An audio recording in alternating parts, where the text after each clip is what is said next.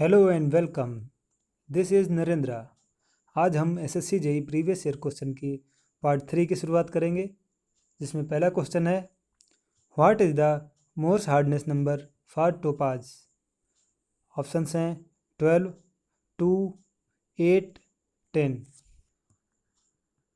Morse hardness number material की hardness के according होता है, जिसमें हार्डनेस को स्क्रैचिंग और एब्रेशन से चेक करते हैं। कुछ मोर्स हार्डनेस नंबर इस प्रकार हैं, जैसे कि डायमंड के लिए मोर्स हार्डनेस नंबर है 10। फिर क्वार्टेज है, डायमंड के बाद आ गया हमारा कोरंडम। कोरंडम के लिए 9 होता है।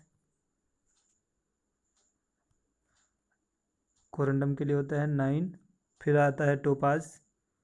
टोपाज के लिए होता है 8। फिर आ जाता है क्वार्टज,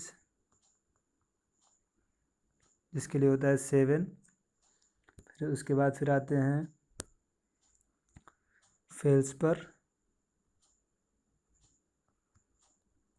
फेल्सपर के लिए होता है 6।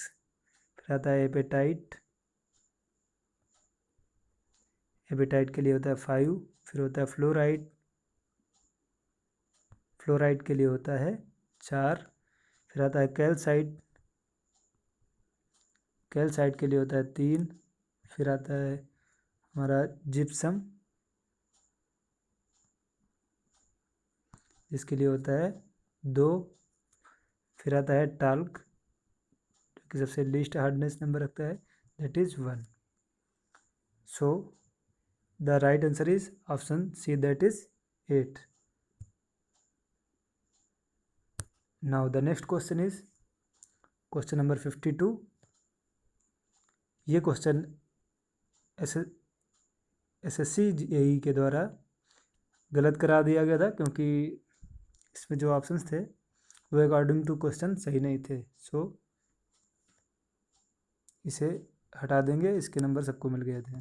Now the next question is question number 53। The factored load carrying capacity of a reinforced concrete column M20 concrete Fe415 steel of 350 mm by 650 mm size with minimum percentage steel is। पूछ क्या रहा है? Factored load. Factored load का formula क्या होता है? 0.4 FCK AC plus 0.67 FY AC ASC। तो ASC कैसे निकालेंगे? AC निकालेंगे हम AG माइनस ASC से। और ASC जो होता है हमारा, ASC मिनिमम पूछ रहा है। ASC मिनिमम पर कितना होगा हमारा? ये होता है हमारा 0.8% of AG। So value put करने के बाद हमारा आंसर आ जाएगा option 2। Now the next question is question number 54। In this question, lean concrete base is an example for. Option है rigid pavement, semi rigid pavement, flexible pavement, composite pavement. देखिए, lean concrete होता है कौन सा है? जिसमें सीमेंट जो होती है, सीमेंट हमारी लो होती है, सीमेंट का कंटेंट लो होता है, और ये मेनली प्रिवेंट करने के लिए होती है। ये प्रिवेंट करता है मॉइस्चर से और केमिकल अटैक से होता है। और सीमेंट जो होती है हमारी लगभग 10% होती है सीमेंट टोटल कंटेंट के। और सीमेंट एग्रीगेट रेशियो जो होता है हमारा बढ़ाने पर लीन कंक्रीट बढ़ती है। इसका एग्जांपल है 1:4:8 जो सीमेंट का रेशियो होता है वो इसमें कंक्रीट होती है मतलब सीमेंट होती है लगभग 7%। और आते हैं, ये तो लीन कंक्रीट हो गया, ये तो हमने लीन कंक्रीट पर लिया। फिर एक आता है रिच कंक्रीट। रिच कंक्रीट जिसमें सीमेंट का कंटेंट होता है greater than 15% of total content. ये मेनली किसके लिए किया जाता है यूज?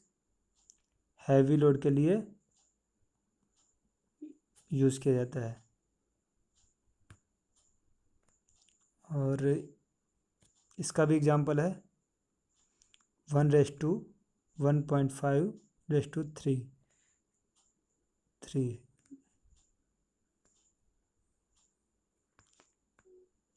जिसमें सीमेंट का कंटेंट होता है लगभग 18%। Now the next question is question number 55। A steel rod of 20 mm dia is used as a tie member in the roof bracing system and may be subjected to possible reversal of stress due to wind load. What is the maximum permissible length of the member? Member की maximum permissible length कितनी होगी? देखिए होता क्या है, according to question radius of gyration क्या होता है? रेडियस ऑफ गायरेशन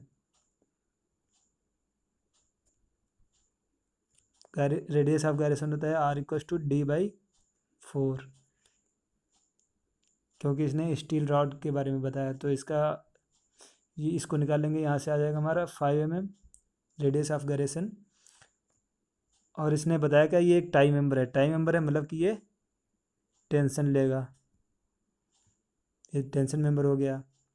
और रिवर्सल स्ट्रेस के लिए हमारा जो स्लेंडरनेस रेशियो होता है, इसने क्या बताया रिवर्सल स्ट्रेस, इसके लिए हमारा स्लेंडरनेस रेशियो जो होता है वो हमारा 350 होता है, 350। सो लेंथ कितनी होगी? परमिटेड लेंथ जो परमिटेड लेंथ हो जाएगी हमारी 350 × 5 that is 750 mm. So the right answer is option first, that is 750 mm. Now the next question is question number 56.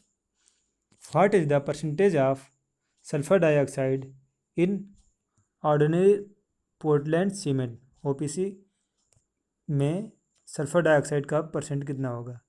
SO2 का परसेंट ऑप्शन है 60% to 65%, 1% to 2%, 17% to 25%, 3.5% to 9%। OPC में sulphur का percent होता है 1 से 2%। So right answer is option 2। Now the next question is question number 57। इसमें पूछा गया है which of the following cement is supposed to be the best cementing material as in well burnt cement? Well burnt cement में best cementing material कौन सा है? ये होता है tri calcium silicate that is C3S। क्या होता है? C3S। बाकी देखते हैं C3S का परसेंटेज कितना होता है? C3S का परसेंटेज होता है 35 to 65%। ये जनरली इनिशियल स्ट्रेंथ को इंक्रीज करती है। और C3S को हम एक और नाम देते हैं जिसका नाम है alite. Now the next question is question number 58। In highway an ascending gradient is 1 in 100 meters with descending gradient of 1 in 80. Then determine the deviation angle. Deviation angle पूछ रहा है। यदि हमारा ascending gradient 1/n1 is equals to 1/100 and n2 equals to 1 in 80. So delta equals to होता क्या है 1/n1 minus 1/n2। n2 हमारा minus में है, so putting the value 1/100 minus 1/-80। So right answer will be 9/400. So the option B is correct. Now the next question is question number 59. If the pH of water is more than 8.5, then which of the following chloramine will be formed? Option है only trichloramine, only dichloramine, both monochloramine and dichloramine. Option D है only monochloramine. जब pH हमारी 8.5 से ज़्यादा होती है तब केवल और केवल मोनोक्लोरामाइन फॉर्म होता है। So option D is correct. Now the next question is question number 60। Identify the correct statement pertaining to Bligh's creep theory used in the design of impervious floor for structure found on pervious soil। देखिए black Scripps theory में होता क्या है, जो head loss होता है वो हमारा क्रीप लेंथ के डायरेक्टली प्रोपोर्शनल होता है। इट मीन्स जो हेड लॉस होता है वो according to the length constant होता है। ऑप्शन देखते हैं। Head loss is inversely proportional to the square root of creep length, ये तो गलत हो गया। नेक्स्ट ऑप्शन है head loss is directly proportional to square root of creep length, ये भी गलत है। Head loss is inversely proportional to creep length, inversely proportional भी नहीं होता है। फिर ऑप्शन 2 आ जाता है that is head loss is directly proportional to creep length. So the answer is option B, that is head loss is directly proportional to creep length. Now the next question is question number 61. As per IS 13311 part 1 in the ultrasonic test of hardened concrete, good quality of concrete is indicated if the pulse velocity is, यदि pulse velocity कितनी होगी for ultrasonic test के लिए according to IS 13311 part 1। Option है above 4.5 kilometre per second, 3.5 kilometre per second to 4.5 kilometre per second, below 3 kilometre per second, 3 kilometre per second to 3.5 kilometre per second. So the answer B is correct, that is pulse velocity is equals to 3.5 km per second to 4.5 km per second. Now the next question is question number 62. A method in which the plinth area of a building is measured and then multiplied by the current plinth area। क्या होता है इसमें, plinth area multiply major किया जाता है, उसके बाद उसको करंट प्लिंथ एरिया से मल्टीप्लाई करते हैं, उसे क्या कहते हैं, उसे कहते हैं estimated from plinth area. So option है कॉस्ट फ्रॉम डिटेल्ड आइटम, यही ये गलत है। एस्टिमेटेड कॉस्ट फ्रॉम अकाउंट्स, ये भी गलत है। Cubic rate estimate, it is also correct incorrect. Now the next and last option is estimated from plinth area basis, so it is correct. Option D is correct. Now the next question is question number 63. Which method of surveying distance and elevation involves measuring the vertical angle to the graduation on the staff using the principle of trigonometry? Options हैं tacheometry, traversing, triangulation, ट्राइगोनोमेट्रिकल। देखिए, principle of trigonometry use करके surveying में distance और elevation को मापने के लिए हम टेक्योमेट्री यूज़ करते हैं। ट्रेवर्सिंग में हम लेटीट्यूड एंड डिपार्चर मेजर करते हैं। इसमें लेटीट्यूड एल बराबर होता है एल कॉस थीटा और डिपार्चर होता है डी इक्वस टू डिपार्चर होता है डी साइन थीटा। और भी ऑप्शन देखते हैं। ट्रिग्नोमेट्रिकल जो होता है इसमें ट्रिग्नोमेट्री हम सॉल्व करते हैं, सो ये, लेकिन इसमें ट्रिग्नोमेट्री सॉल्व करते हैं लेकिन प्रिंसिपल ऑफ ट्रिग्नोमेट्री का यूज़ नहीं करते हैं। फिर आता है ऑप्शन हमारा ट्रेंगुलेशन। ट्रेंगुलेशन में हम क्या करते हैं, हॉरिजेंटल मेजरमेंट करते हैं। So right answer is option A, that is tacheometry. Now the next question is question number 64. What is the formula to calculate floor area ratio? Floor area ratio calculate करने के लिए कौन सा फार्मूला होता है? According to floor area ratio A T upon A P, that is total area covered upon plot area. So options हैं total covered area upon plot area, it is correct. बाकी ऑप्शन है total covered area plus plot area whole of divided by plot area, नहीं ये गलत है। Total covered area into plot area upon plot area, बाकी सारे options गलत हैं। Total covered area upon building built up के एरिया, ये भी गलत है। So the right answer is floor area ratio is equal to total covered area upon plot area. Now the next question is question number 65. What is the grade of timber as per timber grading IS 6543 if the modulus of elasticity in the bending is between 5.6 to 9.8 kilonewton per mm square?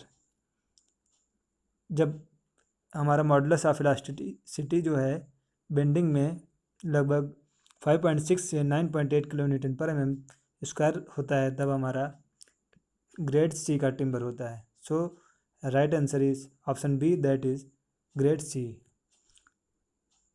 Grade C जो हमारा है ये use किया जाता है packaging area के लिए, packaging area के लिए। ग्रेड ए को हम यूज़ करते हैं, ग्रेड ए यूज़ किया जाता है अच्छी क्वालिटी के लिए, मतलब हाईएस्ट क्वालिटी के लिए। फिर आते हैं ग्रेड बी। ग्रेड बी हमारा यूज होता है कंस्ट्रक्शन के लिए, कंस्ट्रक्शन वर्क के लिए। Now the next question is question number 66. According to WHO, what is the permissible chloride content in the drinking water? Drinking water में परमिसिबल क्लोराइड कंटेंट कितना होता है? ये होता है 200 milligram per litre. So right answer is option D, that is 200 milligram per litre. Now the next question is question number 67. If capital H is the head over the crest of a rectangular weir, then the discharge varies as a h की power 0.5, h की power 1.5, h की power 2.5। Rectangular weir में discharge का formula होता है Q equals to 2/3 CD into B into √2G into h⁻³ h⁻³ मतलब हो गया हमारा 1.5. So right answer is option 2, that is h⁻1.5. Now the next question is question number 68. Which of the following constituent in the manufacture of glass acts as an accelerator for the fusion of glass, and an excess of which will be harmful? Harmful कौन सा होगा? ये होगा हमारा soda. So option C is correct. Now the next question is question number 69.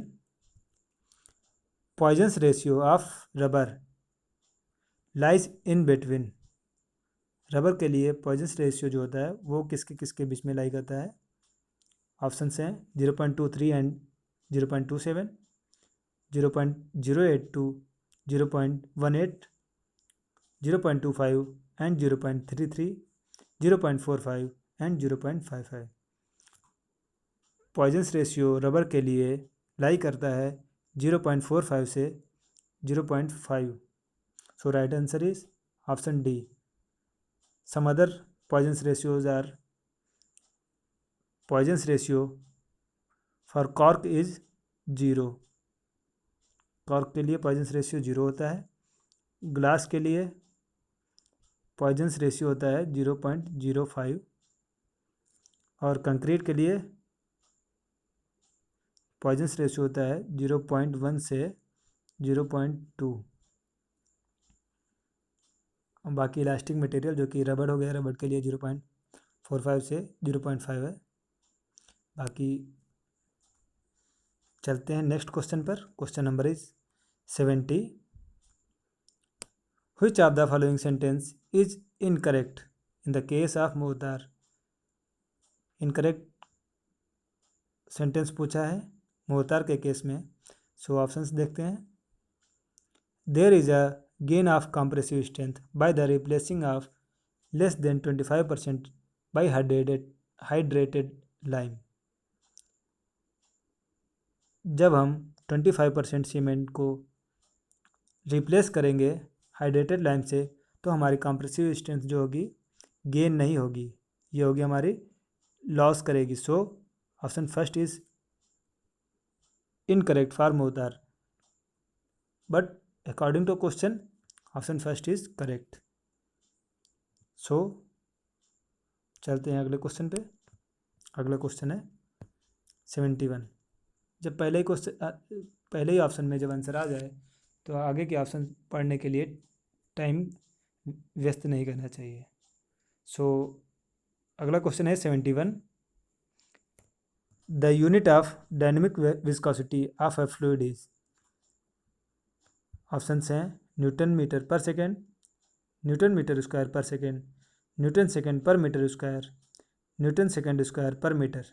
Dynamic viscosity निकालते कैसे हैं? Tau equals to mu D U upon D Y. So यहाँ से म्यू की यूनिट आ जाएगी newton second per metre square. Now the next question is question number 72. ये question SSC JEE ने गलत करा दिया था. सो इसके लिए सबको नंबर मिल गया था. चलते हैं अगले क्वेश्चन पे. अगला क्वेश्चन है 73. A steel built-up column is subjected to an axial force 100,000 kilonewton. The lacing system has to be designed for resisting a transverse shear. Transverse shear के लिए लेसिंग सिस्टम को डिज़ाइन किया जा रहा है. तो सॉल्व करते हैं क्वेश्चन को. ट्रांसवर्स shear का फार्मूला होता है, ये हमारा 2.5% एक्सियल फोर्स के होता है, axial force. So on solving 2.5 upon 100 into कितना है 1000 So answer will be 25 kilonewton. That is option B is correct. So now the next question is question number 74. With respect to irrigation efficiency, the ratio of quantity of water stored into the root zone of crop to the quantity of water actually delivered into the field is called water use efficiency, water conveyance efficiency, water application efficiency, water storage efficiency. With respect to irrigation efficiency, the ratio of quantity of water stored into the root zone of crops to the quantity of water actually delivered into the field is water application efficiency. So option C is correct. Water use efficiency क्या होता है? ये हमारा होता है volume कितना use किया गया अपॉन कितना फील्ड तक पहुंचा इनटू 100, और ये कन्वेंस एफिशिएंसी हमारी होती है कितना फील्ड तक पहुंचा है अपॉन कितना यूज़ किया गया है इनटू 100।